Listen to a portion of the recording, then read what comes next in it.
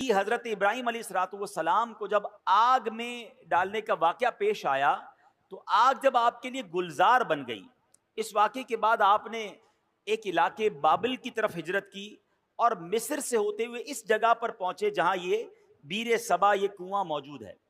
اس وقت حضرت ابراہیم علیہ الصلوۃ والسلام کی عمر جوانی کی عمر تھی۔ اللہ پاک نے آپ کو بہت سارا مال عطا فرمایا۔ آپ کے پاس مویشی جو تھے، گائے، بھینسیں اور دیگر جانور بہت زیادہ ہو گئے تھے، یہاں تک کہ لوگ آپ کو شیخ صالح، نیک بزرگ کے نام سے پکارتے تھے۔ اللہ کے آپ نبی بھی تھے تو آپ سے بڑی لوگ محبت کرتے تھے، آپ کو شیخ صالح کہہ کے پکارتے تھے۔ اب یہ ہوا کہ آپ کی کچھ لوگوں نے بے ادبی کی اور آپ سے کہنے لگے کہ آپ یہاں سے چلے جائیں۔ حضرت ابراہیم علیہ الصلوۃ والسلام نے کوئی لڑائی جھگڑا نہیں کیا، اپنا سامان اٹھایا اور آپ اس علاقے سے چلے گئے اور جبرون نامی شہر تشریف لے گئے، جس کو آج کل اس شہر کو الخلیل کہتے ہیں۔ بہرحال اللہ کریم انبیاء کرام کی یہ ادبی کیسے معاف فرماتا؟ اللہ پاک تو اپنے نبیوں سے بڑی محبت فرماتا ہے، رب کریم بے ادبوں کو ضرور سزا دیتا ہے۔ اب کیا ہوا کہ اس علاقے کے لوگوں کو یہ سزا ملی کہ جب وہ اس کنویں کے پاس پہنچے جہاں سے پانی لیتے تھے، وہ سارا کنواں جو ہے وہ سوکھ گیا تھا، بلکہ اس شہر میں جتنے بھی کنویں تھے سارے ہی سوکھ گئے تھے۔ یہ لوگ بڑے پریشان ہوئے کہ پانی کا ایک قطرہ نہیں، کدھر گیا پانی؟ تو کچھ لوگوں نے کہا کہ شیخ صالح کی بے ادبی کی ہے، اللہ کے نیک بندے کو ہم نے تنگ کیا ہے، یہ ہو سکتا ہے اسی وجہ سے بے ادبی کی ہمیں سزا ملی ہے۔ اب یہ لوگ پھر حضرت ابراہیم کی بارگاہ میں حاضر ہوئے، معافی مانگنے لگے کہ حضور ہمیں معاف کر دیں، ہم نے آپ کو باہر نکال دیا، حضور واپس آ جائیں، اس شہر میں پھر کرم فرمائیں۔ حضرت ابراہیم علیہ السلام نے کہا کہ میں تو نہیں آتا، اب تم میری 7 بکریاں لے جاؤ، ایک ایک بکری کو ایک ایک کنویں کے پاس کھڑی کر دو، جیسے ہی وہ بکریاں کنویں کے پاس پہنچے گی انشاءاللہ کنویں میں پانی واپس آ جائے گا۔ اب یہ لوگ 7 برکت بکریاں لے کر واپس آئے، جو ہی انہوں نے بکریوں کو کنویں کے پاس کھڑا کیا، اللہ کی رحمت دیکھیں، اسی وقت کنویں ابل پڑے اور دیکھتے ہی دیکھتے پانی سے کنویں بھر گئے۔ اسی وجہ سے اس مقام کا نام بیر سبا یعنی 7 بکریوں والا کنواں، یہ نام مشہور ہو گیا۔ میرے پیارے اسلامی بھائیوں، اس واقعے سے کیا سیکھنے کو ملتا ہے؟ پہلے تو حضرت ابراہیم علیہ الصلوۃ والسلام کی کیا شان ہے، جو ذوالحجہ کا مہینہ ہے حضرت ابراہیم کی ہمیں یاد دلاتا ہے۔ جتنے حج کے ارکان ہیں اس میں حضرت ابراہیم کی، حضرت اسماعیل کی، بی بی ہاجرہ کی یادیں ہیں۔ صفا مروہ پر جائیں تو بی بی ہاجرہ کی یاد آتی ہے، اور سبحان اللہ آپ ابو الانبیاء ہیں۔ یاد رکھیے حضرت ابراہیم کے بعد جتنے بھی انبیاء آئے اس دنیا میں، سب کے سب حضرت ابراہیم علیہ الصلوۃ والسلام کی اولاد میں سے ہیں۔ حضرت ابراہیم کا مقام سرکار دو عالم صلی اللہ تعالی علیہ وسلم کے بعد کائنات میں سب سے افضل اگر کوئی ہستی ہے تو وہ حضرت ابراہیم علیہ الصلوۃ والسلام ہیں۔ اور سبحان اللہ حضرت ابراہیم کی جہاں اور بہت ساری برکتیں ہیں، آپ کی ایک اور شان یہ بھی ہے کہ آپ کا جو چہرہ انور ہے وہ سرکار دو عالم علیہ الصلوۃ والسلام سے بڑی مشابہت رکھتا تھا۔ میرے آقا علیہ الصلوۃ والسلام فرماتے جس کو ابراہیم کو دیکھنا ہو وہ مجھے دیکھ لے، ہیں نبی پاک کے چہرہ انور سے حضرت ابراہیم علیہ الصلوۃ والسلام کا چہرہ بڑا ملتا۔ تو سبحان اللہ، ایک تو ان کا مرتبہ اتنا بڑا، تو پتہ چلا کہ اللہ والوں کی، اللہ کے نیک بندوں کی اگر بے ادبی کی جائے تو پھر رب عز و جل برکت اٹھا لیتا ہے، پھر اللہ اسے سزا دیتا ہے۔ علماء کرام موجود ہیں، میرا تو بہت چھوٹا سا مطالعہ ہے مگر 2 ہی چیزوں کے بارے میں پڑھنے کا موقع ملا کہ 2 برے کام ایسے ہیں، اگر کوئی بندہ ان 2 برے کاموں میں سے کوئی کام کرتا ہے تو اس کے بارے میں فرمایا یہ کام کرنے والا ایسا ہے کہ اللہ اس سے جنگ کا اعلان فرماتا ہے۔ یہ کتنے بڑے برے کام ہوں گے؟ وہ 2 برے کام کون سے ہیں؟ ایک تو سود کا کام کرنے والا، اور دوسرا فرمایا اللہ کے کسی ولی سے جو دشمنی کرے رب اس سے جنگ کا اعلان فرماتا ہے۔ اب مجھے بتائیے اللہ سے جنگ کر کے کوئی جیت سکتا ہے؟ نہیں نا۔ تو پھر ہر معاملے میں ہر طریقے سے کسی بھی صورت سود کے قریب نہیں جانا ہے۔ اب سوال یہ ہے کہ ہمیں کیسے پتا چلے اللہ کا ولی کون ہے؟ یہ ذرا سمجھیے گا میری بات۔ اللہ نے اپنے اولیاء کو اپنے بندوں میں چھپا کر رکھا ہے۔ دیکھیں انبیاء تو جن کے نام ہمیں معلوم ہیں وہ انبیاء ہیں، ٹھیک ہے، اور 1 لاکھ کم و بیش 24,000 انبیاء، جتنے بھی اللہ کے انبیاء ہیں سب پر ہمارا ایمان ہے۔ اب صحابہ کی بھی ایک لسٹ ہے کہ جنہوں نے نبی پاک علیہ الصلوۃ والسلام کا دور بھی پایا اور ان کا دیدار کیا یا ان کی صحبت اٹھائی، ایمان کی حالت میں ان کا دیدار کیا یا صحبت اٹھائی اور ایمان پر ان کا خاتمہ ہوا، وصال ہوا، وہ صحابی ہیں۔ لیکن ولی کو کیسے پہچانے؟ تو علماء فرماتے ہیں کہ اللہ نے اپنے ولیوں کو لوگوں میں چھپا کے رکھا ہے۔ ہو سکتا ہے آج شکارپور کے اس اجتماع میں اللہ کے بہت سارے اولیاء کرام موجود ہوں، ہمیں نہیں پتا۔ تو اب کرنا کیا ہوگا کہ ہمیں ہر مسلمان سے ادب سے بات کرنی ہے، ہر مسلمان سے پیار سے بات کرنی ہے، کسی کا دل نہیں دکھانا۔ کیا پتا میں کسی کے ساتھ بدتمیزی کروں وہی اللہ کا ولی ہو، اور ویسے ہر مسلمان کے ساتھ بدتمیزی سے بچنا ہے، ادب تو سب کا کرنا ہے، لیکن اللہ کے ولی کے ساتھ تو بیڑا غرق ہو جائے گا نا۔ تو اپنی زبان کو احتیاط سے استعمال کریں، لوگوں کے ساتھ جو ہے وہ بدتمیزی نہ کریں، کسی پر ظلم نہ کریں، کسی پر زیادتی نہ کریں۔ ہمیں کیا معلوم اللہ کی بارگاہ میں اس کا کیا مرتبہ ہے، بلکہ احادیث میں یہ مضمون ملتا ہے کہ کچھ لوگ ایسے ہوں گے کہ جو پراگندہ بال ہوں گے، یعنی بال بکھرے ہوئے ہوں گے، کپڑے ان کے اتنے اچھے نہیں ہوں گے، ان کو اپنی محفل میں کوئی نہیں بلاتا ہوگا، نہ آئیں تو کوئی نوٹس بھی نہیں کرتا۔ آقا علیہ الصلوۃ والسلام فرماتے ہیں مگر اللہ کی بارگاہ میں ان کا وہ مقام ہوتا ہے کہ اگر وہ قسم اٹھا لیں کسی معاملے پر، رب ان کی قسم پوری فرما دیتا ہے۔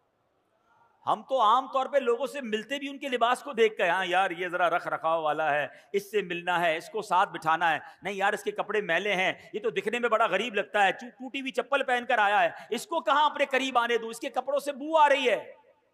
نہیں، کسی کے لباس، کسی کے حلیے، کسی کی غربت دیکھ کر اس کی بے عزتی نہیں کرنی ہے، سب کے ساتھ پیار سے پیش آئے۔ ہمیں نہیں پتا اگر وہ اللہ کا ولی ہوا اور کسی معاملے میں ہم سے ناراض ہو گیا نا تو چلتی گاڑی رک جانی ہے، سارے بنے کام بگڑ جانے، کیونکہ رب کا ولی ہے، رب کا دوست ہے۔ ہمیں نہیں پتا ہم کسی کے ساتھ زیادتی کریں اور پھر جب رب بدلا دے، رب کی قدرت کی طرف سے بدلا آتا ہے تو ہم مارے جائیں گے، ہم تباہ و برباد ہو جائیں گے۔ تو اے میرے پیارے اسلامی بھائیوں، پہلا مدنی پھول یہ لے کر جائیے، کسی مسلمان کے ساتھ زیادتی نہیں ہونی چاہیے، کسی مسلمان کو تکلیف نہ پہنچائیں۔ حدیث پاک میں آتا ہے من آذا مسلمن فقط آذانی، میرے آقا فرماتے ہیں جس نے کسی مسلمان کو تکلیف دی وہ ایسا ہے جیسا اس نے مجھے تکلیف دی۔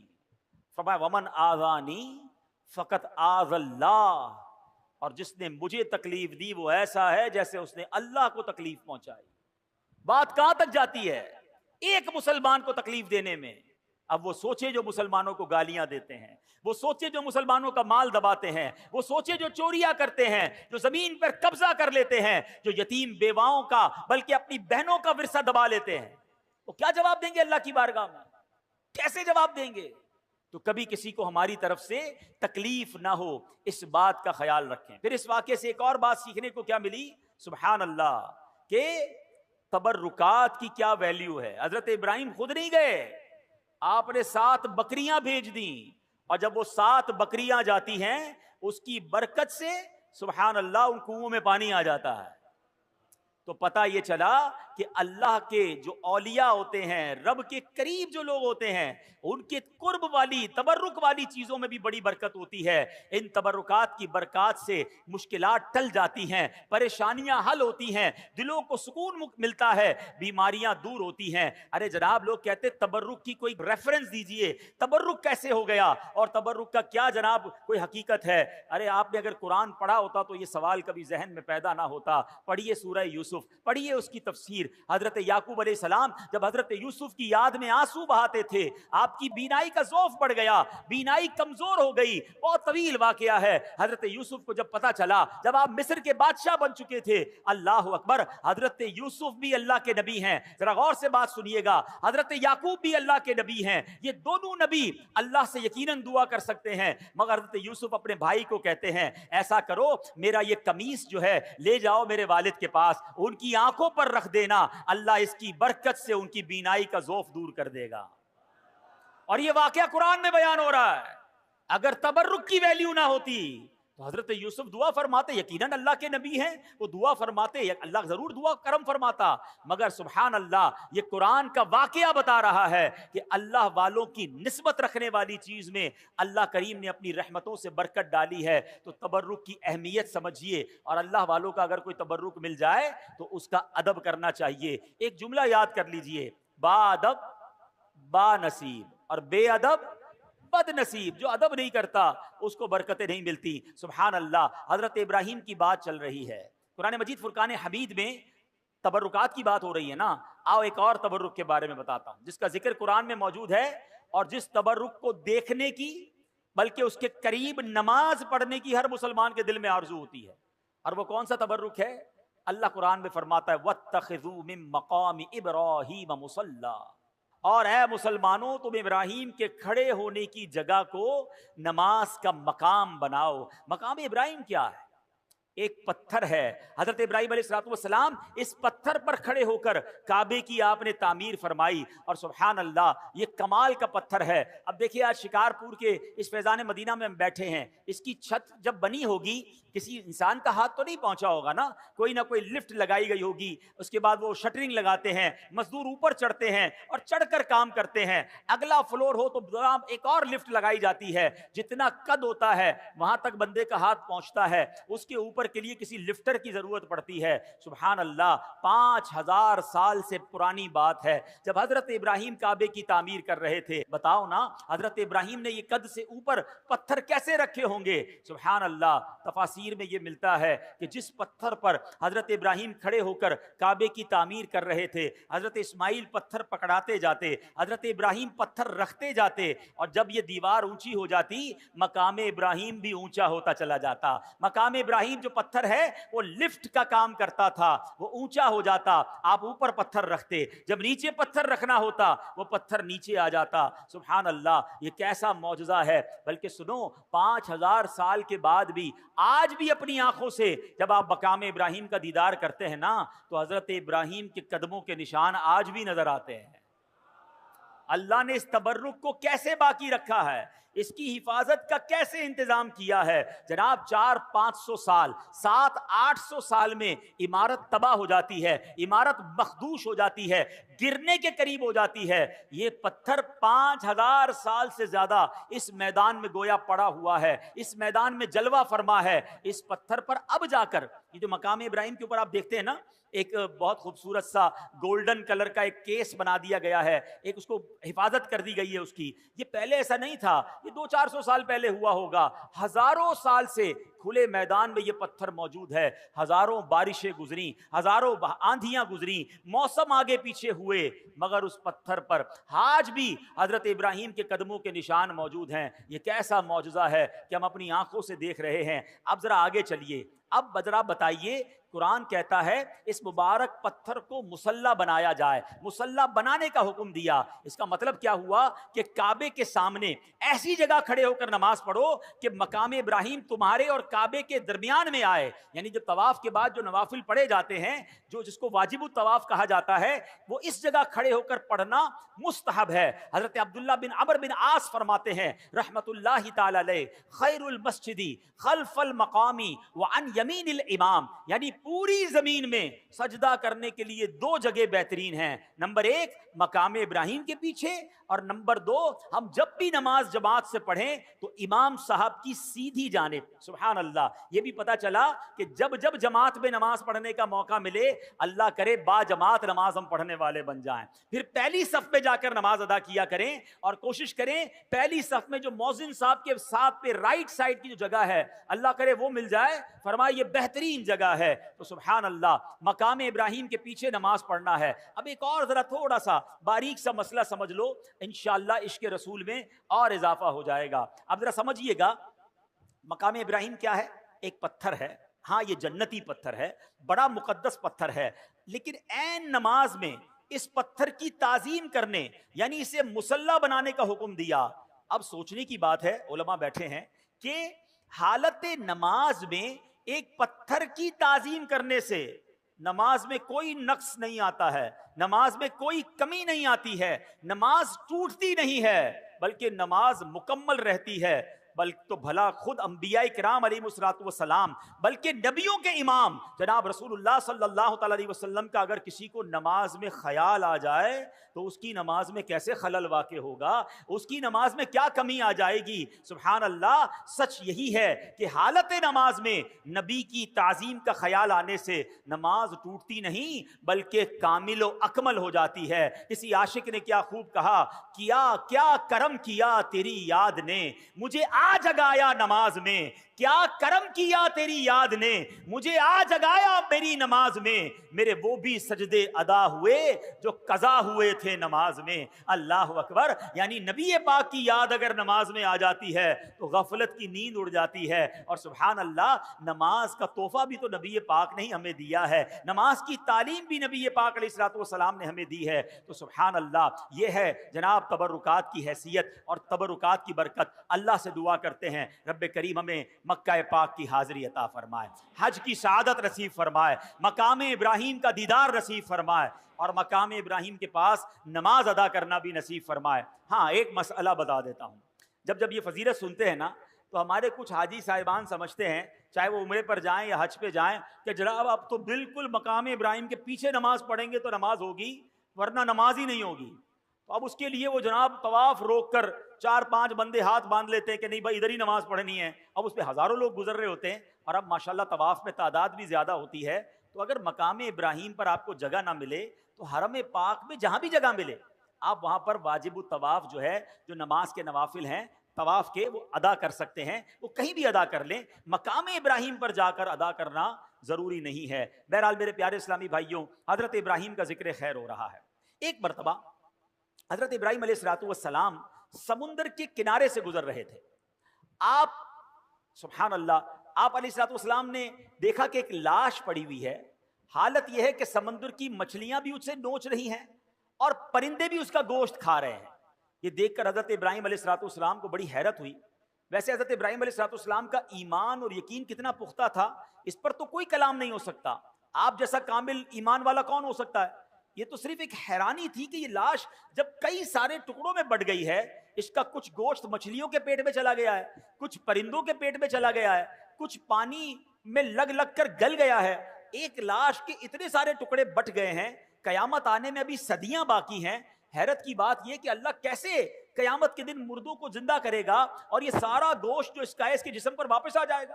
तो सुभान अल्लाह, आपने रब्बे करीम की बारगाह में सवाल किया, रब्बी अरिनी कैफ तुह्यिल मौता, ऐ मेरे रब तू मुझे दिखा दे कि तू मुर्दों को किस तरह जिंदा फरमाएगा। अल्लाह अकबर। अब आपका ईमान तो मजबूत है मगर आंखों से देखना चाहते हैं। इस पर कोई एतराज कर सकता था कि शायद हजरत इब्राहिम को कोई शक था, लिहाजा अल्लाह पाक ने हजरत इब्राहिम अलैहिस्सलाम की जबानी ही जवाब दिलवाया। इरशाद हुआ, अवलम तुमिन, क्या तुझे यकीन नहीं। हजरत इब्राहिम ने अर्ज किया, बला वलाकिन लियत्मइन्न कल्बी, यकीन क्यों नहीं मगर ये चाहता हूं कि मेरे दिल को करार आ जाए। अपनी आंखों से देखना चाहता हूं मौला तेरी कुदरत कैसी है। सुभान अल्लाह, मैं देखना चाहता हूं, मुझे इल्मुल यकीन हासिल है, मुझे ऐनुल यकीन यानी आंखों से देखकर मजीद पक्का यकीन हासिल करना चाहता हूं। सुभान अल्लाह, रब्बे करीम ने क्या हुक्म दिया, रब्बे करीम ने यह ख्वाहिश कैसे पूरी फरमाई। फरमाया, इब्राहिम 4 परिंदों को लो, उन चारों परिंदों को अपने साथ कुछ हिला भी लो। अब इन चारों परिंदों को ज़िबह करो और उन सब का कीमा बनाकर चारों को एक दूसरे के साथ मिला लो और इन चारों टुकड़ों को मुख्तलिफ जगहों पर रखकर उन्हें पुकारो, अल्लाहु अकबर। हजरत इब्राहिम ने क्या किया, 4 परिंदे लिए, एक मोर लिया, एक मुर्ग, एक कबूतर और एक गिद्ध, ये एक रिवायत में कव्वा, ये 4 परिंदे लिए, इनको जनाब ज़िबाह किया गया। इन चारों के सर हजरत इब्राहिम ने अपने पास रख लिए और इसका कीमा बनाया। कीमा बनाकर 4 पहाड़ों पर अलग अलग रख दिया। कितना मिक्सचर हो चुका है। और अब हजरत इब्राहिम पुकारते हैं, ए कबूतर, ए मोर, या अय्यतुहल हमामा, या अय्युहद दीक। आपने अपनी आंखों से देखा कि वो कीमे के अज्जा उड़ने लगे और सारे परिंदे दोबारा बन गए। सर नहीं है मगर दौड़ते हुए आए और हजरत इब्राहिम के पास जो सर रखे हुए थे, अपने अपने सर को गोया अपने सर में लगाया, अपनी गर्दन में लगाया और वो दाना चुगने लगे, फिर से जिंदा हो गए। अल्लाह अकबर। अल्लाह करीम ने हजरत इब्राहिम के सामने अपनी कुदरत का क्या शानदार नजारा दिखाया। ये वाकया कुरान में मौजूद है मगर सुभान अल्लाह, इस वाकये से हमें बहुत सारी बातें सीखने को मिलती हैं। پہلی بات تو یہ سیکھنے کو ملی ہے کہ میرے رب کی قدرت کیسی ہے. میرا رب جو چاہے وہ کرنے پر قادر ہے. ان اللہ علی کل شیء قدیر. اور دوسری بات کہ حضرت ابراہیم نے پرندوں کو پکارا. قرآن کہتا ہے اے ابراہیم ان پرندوں کو پکارو, اور آپ نے پکارا یا ایھا الدیک یا ایتھا الحمامہ, اے کبوتر, اے گدھ, اے مور, چاروں پرندوں کو پکارا.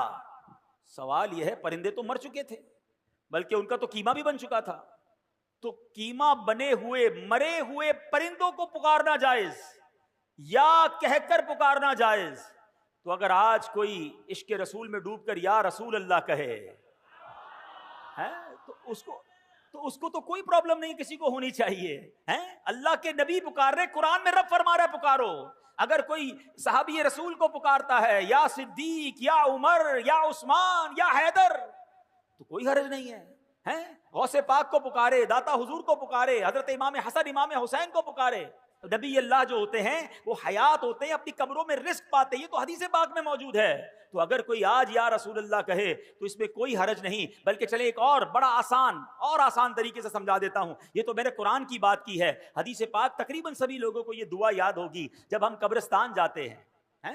مشکات شریف کی حدیث میں بھی یہ دعا موجود ہے اور کئی سارے لوگوں کو یاد ہوگی. قبرستان کی دعا یاد ہے نا, السلام علیکم یا اہل القبور یغفر اللہ لنا ولکم وانتم سلفنا ونحن بالاثر. کیا خوبصورت دعا ہے, بلکہ اس دعا میں ایک میسج بھی بڑا پیارا ہے. اللہ کرے قبرستان جائیں تو یہ دعا کا میسج بھی تو سمجھیں. معنی کیا بنتا ہے اس دعا کا؟ السلام علیکم یا اہل القبور, اے قبر والو تم پر سلام ہو. یغفر اللہ لنا ولکم, اللہ تمہاری اور ہماری مغفرت فرمائے. وانتم سلفنا, تم پہلے چلے گئے. ونحن بالاثر, ہمیں پیچھے آنا ہے. کاش قبرستان جا کر یہ بات سمجھ آ جائے کہ یہ پہلے چلے گئے ہیں, ہماری باری آنے والی ہے, مجھے بھی اسی قبر میں جانا ہے, میرا بھی سب کچھ پیچھے رہ جائے گا. میں دنیا کے پیچھے اتنا نہ بھاگوں کہ قبر میں جب جاؤں تو وہاں مار پڑے. کاش اس دعا سے ہم یہ سبق حاصل کریں.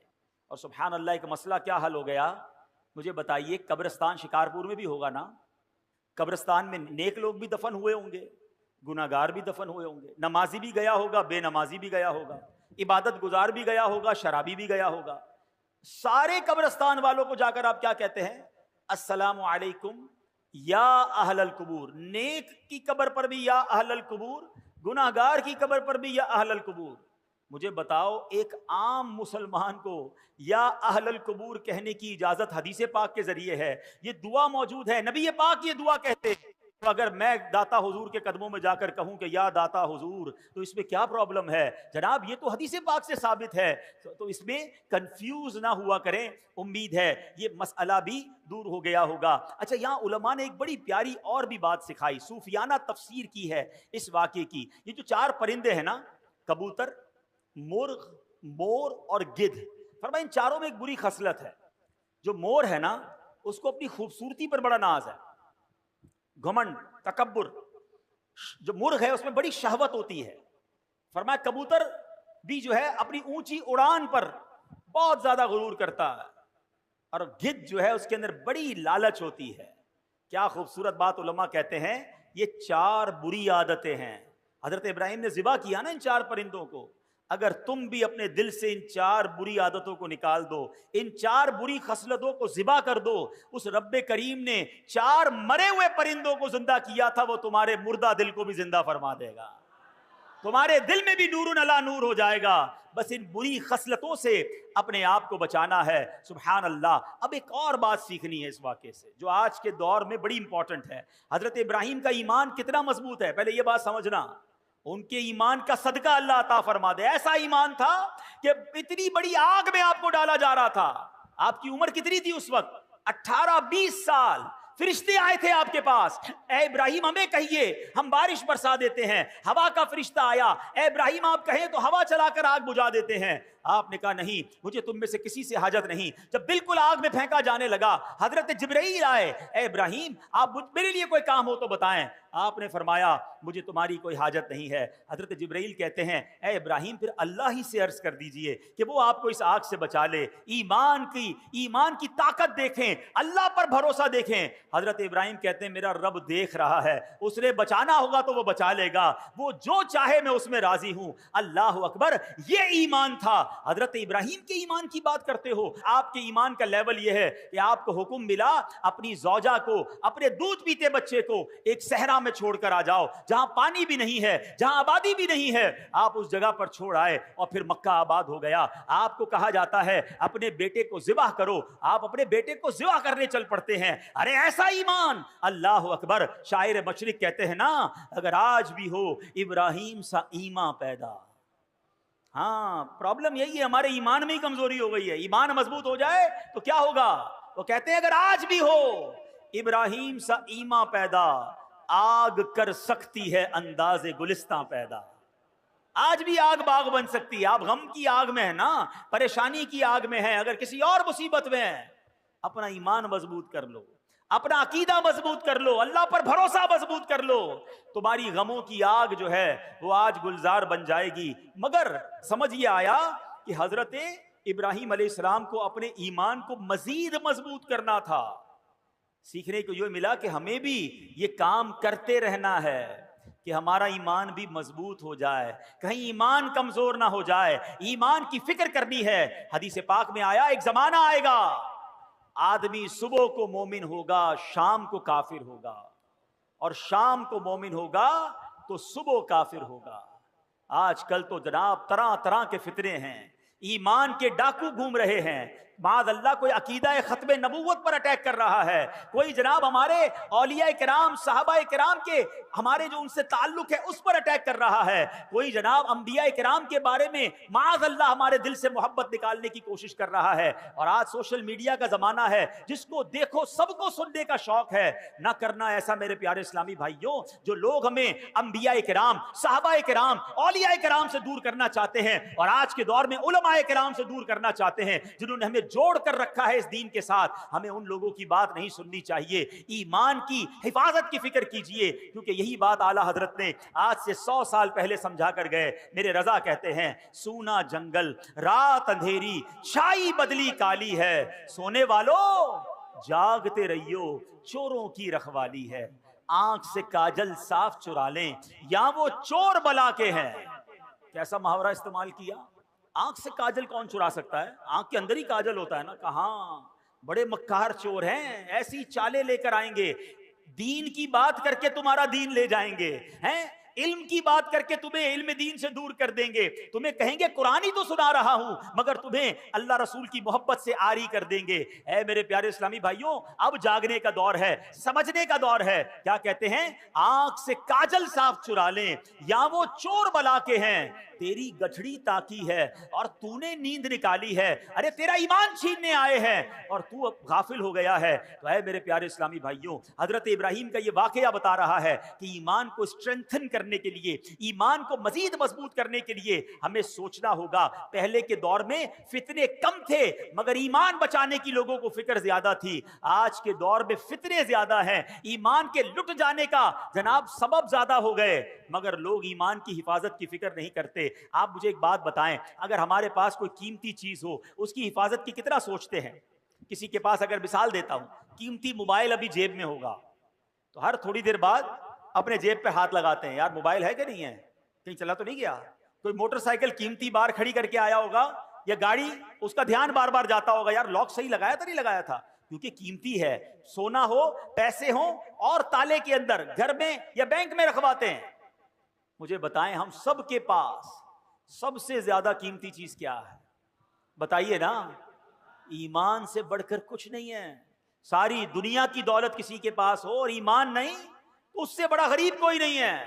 اور میرے پاس کچھ نہ ہو, ایمان ہو تو مجھ سے بڑا امیر کوئی نہیں ہے. کیوں کہ جو ایمان سلامت لے کر قبر میں جائے گا نا, ہے وہ ہمیشہ ہمیشہ جنت میں رہے گا انشاءاللہ. اگر گناہگار بھی ہوا, رب ناراض بھی ہوا, کسی وجہ سے اسے جہنم میں ڈالا بھی گیا, تو سزا بھگتنے کے بعد جب وہ جنت میں جائے گا نا پھر جنت سے باہر کبھی نہیں آئے گا. قرآن کہتا ہے ہم فیہا خالدون, ہمیشہ ہمیشہ جنت میں رہے گا. تو ایمان اتنی بڑی نعمت ہے.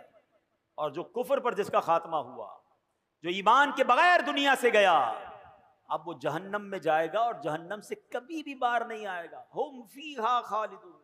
اب سوچو ایمان کی کتنی فکر کرنی چاہیے, مگر یا کسی کو ٹینشن ہی نہیں ہے.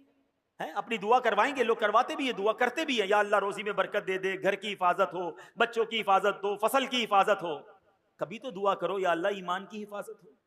کبھی تو دعا کرو یا اللہ قبر میں ایمان سلامت لے کے جاؤں. یعنی ایمان کے بارے میں سوچتے ہی نہیں ہیں. حالانکہ ایمان چھن سکتا ہے. پہلے تو یہ سمجھیے, آپ کو پتا ہے میرے آقا علیہ الصلوۃ والسلام کی دعا, پہلے یہ بتائیے پیارے آقا کا قلب مبارک کیسا ہے, آپ کا دل اقدس, آئے ہائے تیرے صدقے میں آقا سارے جہان کو دین ملا, جن کے صدقے میں ایمان ملا. وہ دعا کرتے تھے. وہ دعا کیا تھی؟ یا مقلب القلوب ثبت قلبی علی دینک, اے دلوں کو پھیرنے والے میرے دل کو تیرے دین پر ثابت قدمی عطا فرما. یہ اللہ کے نبی دعا ہماری تعلیم کے لیے فرماتے. ہمیں ٹینشن ہی کوئی نہیں. ایمان کی مضبوطی کے بارے میں سوچئے. اب کیسے ایمان مضبوط ہو, آئیے سنتے ہیں. حدیث پاک میں ہے لا یؤمن احدکم حتی اکون احب الیہ من والدہ وولدہ والناس اجمعین. آقا فرماتے تم میں سے کوئی بھی اس وقت تک کامل ایمان والا نہیں ہو سکتا جب تک مجھے اپنے والدین, اولاد اور سب لوگوں سے بڑھ کر محبوب نہ بنا لے. تو ایمان کیسے مضبوط ہوگا؟ نبی پاک سے سچی محبت, سب سے زیادہ محبت. خالی نعرے نہیں, غلامی رسول میں موت بھی قبول ہے, بہت اچھا نعرہ ہے. جس کو موت قبول ہے اس کو نماز کیوں قبول نہیں ہے؟ اس کو حرام روزی چھوڑنا قبول نہیں ہے, اس کو بے حیائی کے کام چھوڑنا قبول نہیں ہے, جوئے اور شراب میں پڑے میں کہتے غلامی رسول میں موت بھی خود سوچئے نا. سچی محبت. مومن کامل کب ہوگا؟ جب نبی پاک سے سچی اور سب سے زیادہ محبت ہوگی. ایک اور ایمان مضبوط کرنے والے کام سنیں. آقا فرماتے ہیں اوثق عر الایمان الحب فی اللہ. آقا فرماتے ہیں اللہ پاک کی رضا کے لیے اللہ پاک کے بندوں سے محبت کرنا ایمان کی سب سے مضبوط رسی ہے. تو پتہ چلا اللہ کے نیک بندوں, ولیوں, صحابہ, اہل بیت سے محبت کرنا, ان سے اپنا روحانی تعلق مضبوط کرنے سے ہمارا ایمان پکا ہوتا ہے. تو اللہ والوں سے محبت کریں, اللہ کے بندوں سے محبت کریں, دشمنیاں چھوڑ دیں. ایک اور حدیث پاک, نبی پاک علیہ الصلوۃ والسلام فرماتے ہیں تم میں سے کوئی بھی اس وقت تک کامل مومن نہیں ہو سکتا جب تک اس کی خواہشات میرے لائے ہوئے دین کے تابع نہ ہو جائیں. یعنی خواہشات پر نہیں چلنا ہے. میری خواہشات, میری تمنائیں سب پیچھے ہیں. پہلے میرا دین ہے, پہلے میرا مذہب ہے, پہلے اسلام ہے. لوگ کہتے ہیں یار سب چلتا ہے, بچوں کی خوشی میں سب چلتا ہے. نہیں میرے پیارے اسلامی بھائیوں, اپنی خواہشات کو مٹا کر اسلام پر عمل کرنا یہ ایمان کو مضبوط کرتا ہے. ایک اور حدیث پاک سنیں جو آج کے دور میں بڑی ضروری ہے. میرے آقا فرماتے صلی اللہ علیہ وسلم لا یؤمن احدکم حتی یحب لاخیہ ما یحب لنفسہ. تم میں سے کوئی بھی اس وقت تک کامل مومن نہیں ہو سکتا جب تک اپنے بھائی کے لیے بھی وہی پسند نہ کرنے لگے جو اپنے لیے پسند کرتا. اب کیا حال ہے؟ کیا آپ پسند کرتے ہیں آپ کی بے عزتی ہو؟ کیا آپ پسند کرتے ہیں آپ کو کوئی دھوکہ دے؟ کیا آپ پسند کرتے ہیں کہ آپ کا دل دکھایا جائے؟ کیا آپ پسند کرتے ہیں کہ آپ کے ساتھ ملاوٹ کر کے کوئی مال بیچے, آپ کا مال دبا لے؟ جب آپ اپنے لیے پسند نہیں کرتے تو آپ دوسرے کے لیے بھی یہ پسند نہ کریں.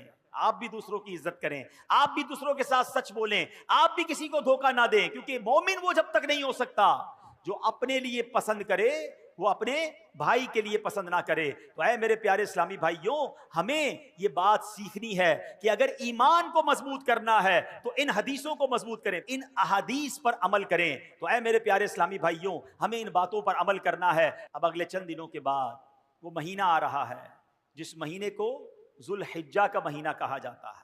اور یہ کتنا مبارک مہینہ ہے. سرکار دو عالم صلی اللہ علیہ وسلم کا فرمان ما من ایام العمل الصالح فیہا احب الی اللہ من ہذہ الایام. کوئی دن نہیں ہے کہ جس کا نیک عمل کرنا اللہ کے ہاں ان 10 ایام سے بڑھ کر محبوب ہو. یعنی عام دنوں میں نیکی کی جائے وہ بھی اللہ کو بڑی پیاری ہے, لیکن عام دنوں کی نسبت ذوالحجہ یعنی عشرہ ذوالحجہ جو ہے، ذوالحجہ کے جو پہلے 10 دن ہیں، اس کی نیکیاں اللہ کے ہاں بڑی محبوب ہیں۔ اور آگے ایک روایت میں ہے وَالْعَمَلُ فِيهِنَّ يُضَاعَفُ 700 ضِعْفٍ، ان دنوں میں نیکی کا ثواب 700 گنا بڑھا دیا جاتا ہے۔ تو سبحان اللہ، ان 10 دنوں میں خوب نیکیاں کیجئے، ہو سکے تو 9 دن روزے رکھیے۔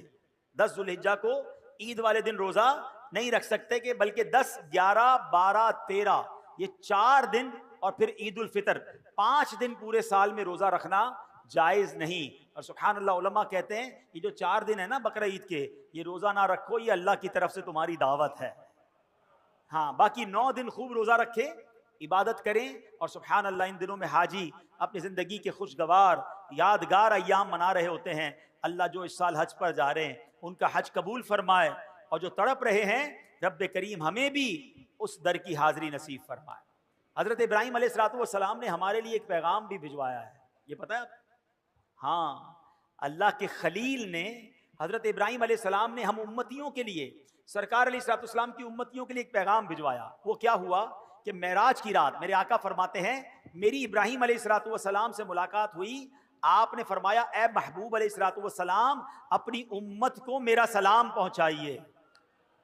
آئے ہائے، اللہ کے نبی حضرت ابراہیم ہمیں سلام عطا فرما رہے ہیں، اور پھر فرمایا کہ اے محبوب صلی اللہ علیہ وسلم اپنی امت کو فرمائیے کہ جنت پاک اور زرخیز زمین ہے اور خالی میدان کی صورت ہے، بے شک یہاں کے باغات سبحان اللہ الحمدللہ لا الہ الا اللہ اور اللہ اکبر ہیں، یعنی جنت کی زمین خالی ہے۔ بندہ جب یہ تسبیح کرتا ہے اس جنت میں درخت لگتے رہتے ہیں۔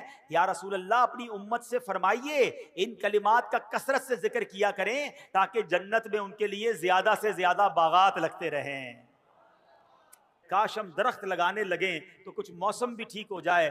دعوت اسلامی کا شعبہ FGRF انشاءاللہ اگست میں شجر کاری کرے گا۔ مجھے لگتا ہے اہلیان پاکستان کو اس گرمی سے تو اب لگ پتا گیا ہوگا کہ اگر ہم درخت لگا لیتے اور زیادہ لگاتے تو شاید اس موسم میں فرق پڑ جاتا۔ اب تو سائنٹیفکلی بھی پروف ہو گیا ہے کہ جس محلے میں درخت زیادہ ہوں وہاں ٹیمپریچر بھی کم ہوتا ہے۔ لوگ اپنی گاڑی پارک کرنے کے لیے، اپنا جانور باندھنے کے لیے درخت تو ضرور ڈھونڈتے ہیں مگر درخت نہیں لگاتے۔ اللہ کرے میری بات اہلیان پاکستان سن لیں، تمام 24 کروڑ پاکستانی صرف ایک ایک پودا لگا لیں اور اس پودے کو درخت بنائیں۔ پودا لگا کر بھول نہ جائیں، اس کو درخت بنا لیں تو انشاءاللہ اگلے 2-4 سالوں میں ہمارا وطن سرسبز و شاداب ہو جائے گا، ہماری آنے والی نسلوں کو اچھا موسم ملے گا، ٹھنڈی ہوائیں ملیں گی اور انشاءاللہ آکسیجن کی فیکٹریاں ملیں گی۔ چلیں پہلے تو یہ نیت کر لیں کہ انشاءاللہ ثواب کی نیت سے ہم دعوت اسلامی والوں کے ساتھ اس سال شجر کاری بھی کریں گے انشاءاللہ۔ یہ تو ہو گئی دنیا میں شجر کاری، اب جنت میں درخت لگانے وہ تو اور آسان ہے۔ حضرت ابراہیم نے کیسا پیارا کام دے دیا۔ چلو مل کر پہلے تو ہم اللہ کے خلیل کی اس خوبصورت پیغام پر لبیک کہتے ہیں، سب مل کر کہیے سبحان اللہ الحمدللہ اللہ اکبر